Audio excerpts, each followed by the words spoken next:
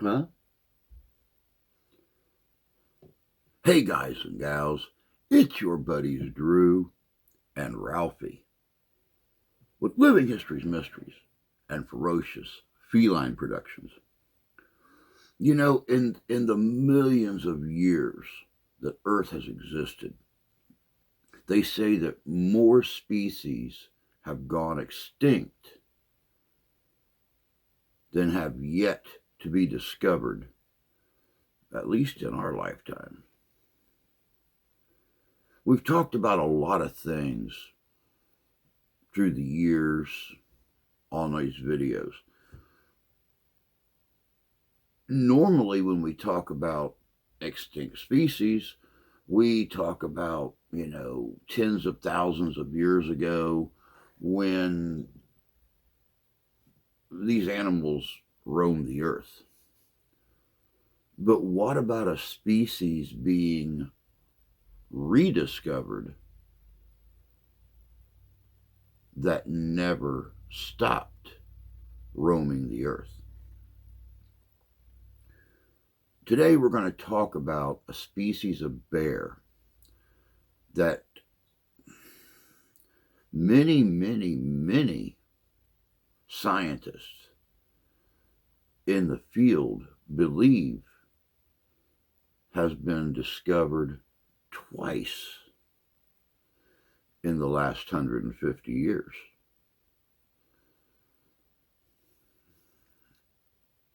Is it true? You let me know in the comments below. But until then, check this out. This is good. In 1864, a mysterious bear is killed. Its fur is yellowish tan with brown eyes, long claws, and a strange shaped skull. Known as MacFarlane's bear, the specimen continues to stump zoologists to this day, with theories ranging from a polar grizzly hybrid to an entirely undiscovered species of bear, known scientifically as Ventularctos inopinatus, or the ancient unexpected bear. Is MacFarlane's bear a lost descendant of the giant short-faced bear, thought to have gone extinct over 10,000 years ago? No one has ever seen or reported a bear like this before or since the specimen's discovery, making it truly the world's most rarest bear.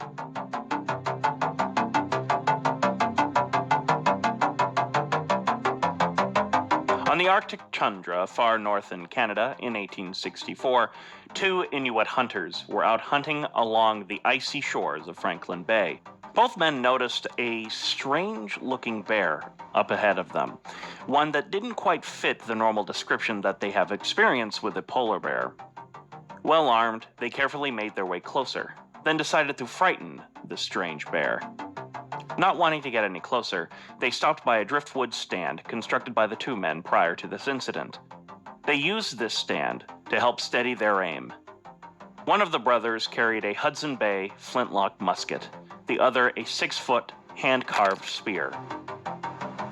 They sat and waited, this strange bear slowly making its way closer, the thing sniffing, perhaps looking to the brothers as a possible food source.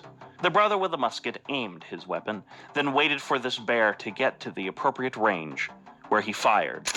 The shot hit and wounded the beast, but failed to kill it, making the creature panic and grow into a furious rage. It lunged at the man with the musket, but his brother intervened with his spear, the man slicing down the enraged bear's side. This allowed the other brother to escape, and he dropped his musket, then unsheathed his knife. This is where the two men got a good look at this strange, unexplained bear. They skinned the animal, then decapitated it. They would send both to Roderick R. MacFarlane, who worked with the Hudson Bay Company, because they knew him as a naturalist and Arctic explorer. MacFarlane, who was also adept to the polar bear, found this specimen curious. Unlike the white fur common with the Arctic bear, this creature was described to have notably tan fur and brown rings around its eyes. MacFarlane found nothing peculiar with this bear, thinking it just an oddly colored, barren-ground grizzly, and he shipped off the pelt and the skull to the Smithsonian. When the Pelton skull arrived, it was quickly cataloged number 1979 of the MacFarlane collection, skin number 8706 and skull number 7149, collected June 24th, 1864. This was 1864, and the United States was embroiled in the middle of a deadly and violent civil war. It is not surprising the specimen was quickly stored away and thus forgotten about. That was until 1918. Dr. Clinton Hart Merriam, often cited as the godfather of modern zoology, uncovered this strange remains, and the strange bear could finally get examined. This was, indeed, no barren ground grizzly. Dr. Merriam asked about the story behind such a bear, quickly deciding it was, indeed, not a polar bear. Yet this specimen was also shot far above the normal brown bear habitat, far north. Too far north. At the time, Merriam was the foremost expert on North American bears, having made it a personal mission to classify and document all the different species and subspecies of bears which populated the continent. It quickly became apparent that in North America alone, there were great variations in specific bear species. Currently, there are 8 species of bears in the world: the spectacled bear, the giant panda, the sloth bear, the Asiatic black bear, the American black bear, the sun bear, the polar bear, and the brown bear. All 8 originate from the same family, the Ursidae. 12 million years ago, the spectacled bear and the giant panda diverged from this lineage. Next was the sloth bear, diverging around 7 million years ago. The Asiatic and American black bear came next at around 6 million years ago. The sun bear then diverged around 5 million years ago. The last major divergence was relatively recent, around 400,000 years ago. This is when the polar bear split off from the brown bear. Each of these have subspecies within them, most famously the brown bear, or Ursus arctos. There is the grizzly, Kodiak, or even the extinct Californian brown bear. The black bear even has subspecies, like the cinnamon bear, more common within the northeastern edge of normal black bear habitat. Merriam named 96 distinct varieties of brown bears alone, which would later be simplified down to 9 subspecies. Yet even with all this knowledge, Merriam could not decipher what he held within his hands. It seemed to have pieces of both coastal brown bear, but also polar bear. Yet, not quite. What puzzled Merriam the most was this bear's skull. He found it oddly shaped, shorter than a polar bear or brown bear's. In fact, the bear Merriam said most closely resembled MacFarlane's specimen was the giant short-faced bear. The giant short-faced bear is said to have gone extinct around 10,000 years ago, around the end of the last major ice age.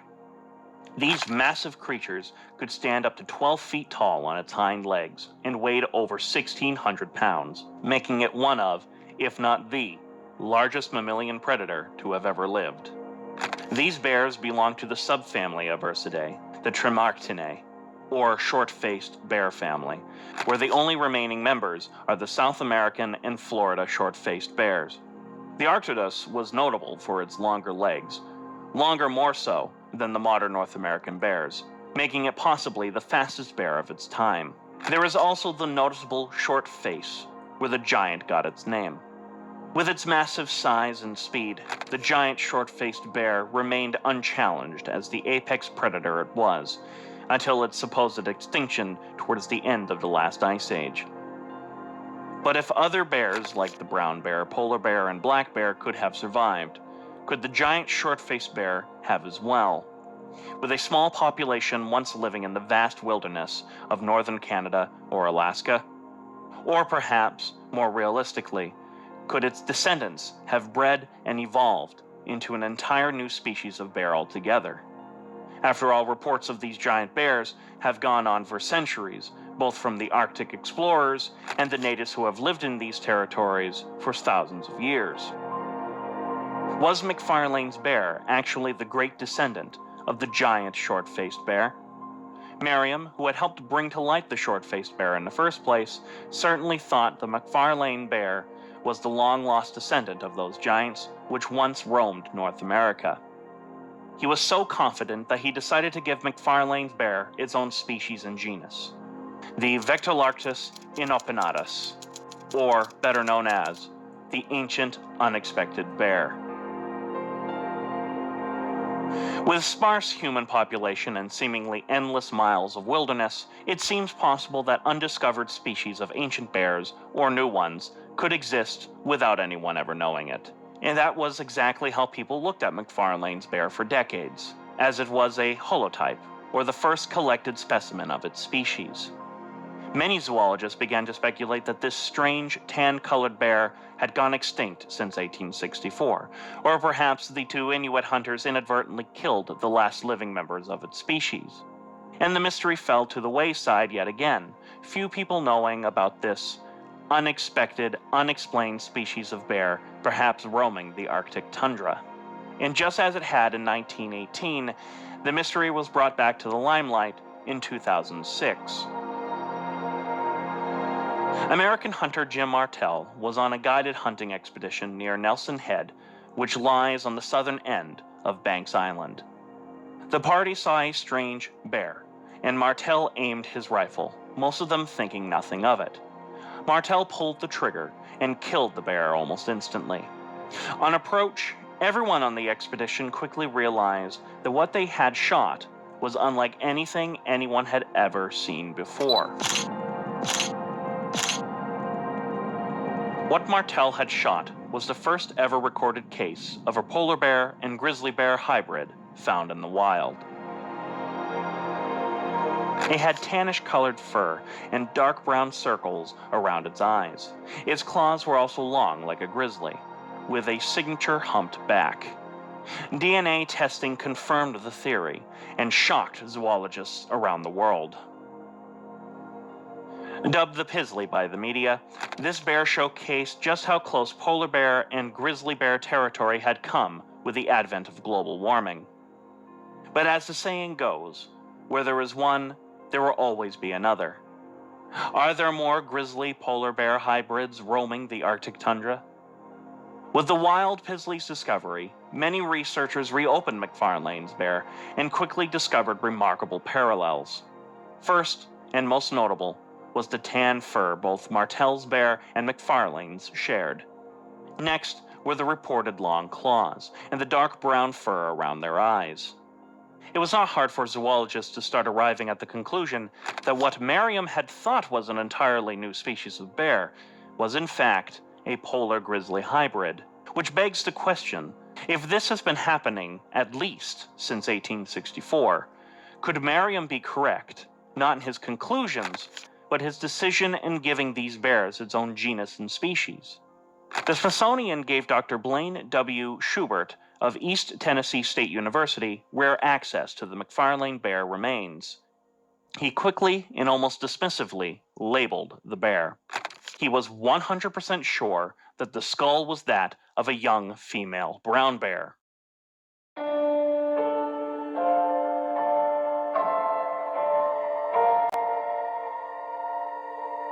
While he was convinced that the MacFarlane bear was not a polar grizzly hybrid, but a full brown bear, others remained skeptical. Currently, the most popular explanation for MacFarlane's bear is that it was, indeed, a polar grizzly hybrid, and not a long-lost relative to the giant short-faced bear. Others remained more skeptical, with most of these scientists thinking the bear had simply gone extinct since 1864. But what these theorists point to regularly was once the vast distances between grizzly, brown bear, and polar bear habitats. While yes, global warming has resulted in mainly polar bears venturing south, such as the case in Fort Yukon, a spot 10 times outside the normal range of polar bears, where one was nevertheless shot, that territory was much wider in 1864. If even today zoologists consider polar grizzly hybrids as being next to zero, how much more slim were the chances almost 160 years ago? Perhaps the Vectolarctos inopinatus does exist to this day, a small population still alive, terrifying the indigenous life as an apex predator.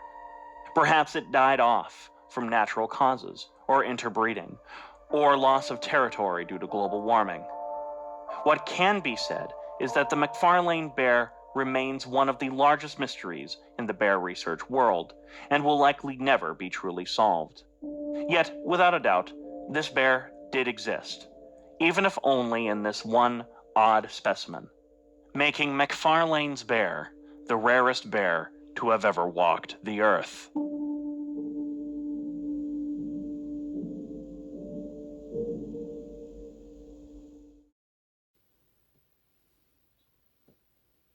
Welcome back.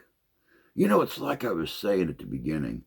They say that more species have gone extinct than have yet to be discovered. What do you think about MacFarlane's bear?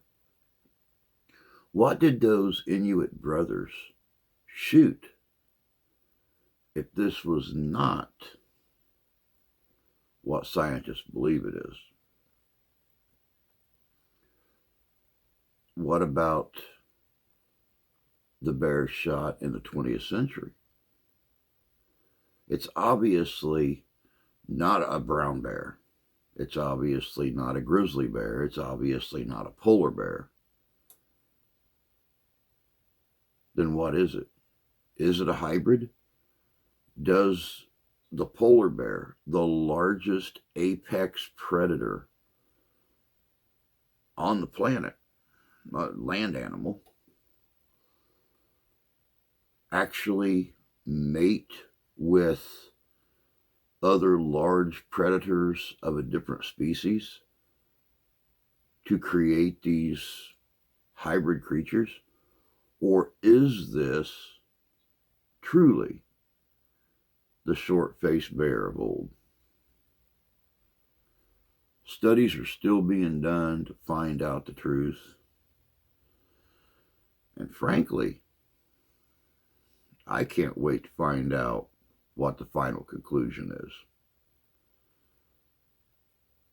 Is there a second huge predatory species running around in the Arctic? Science and time will tell. Until next time, take care of yourselves. Take care of each other. God bless you. God love you. We do. And we'll see you out there.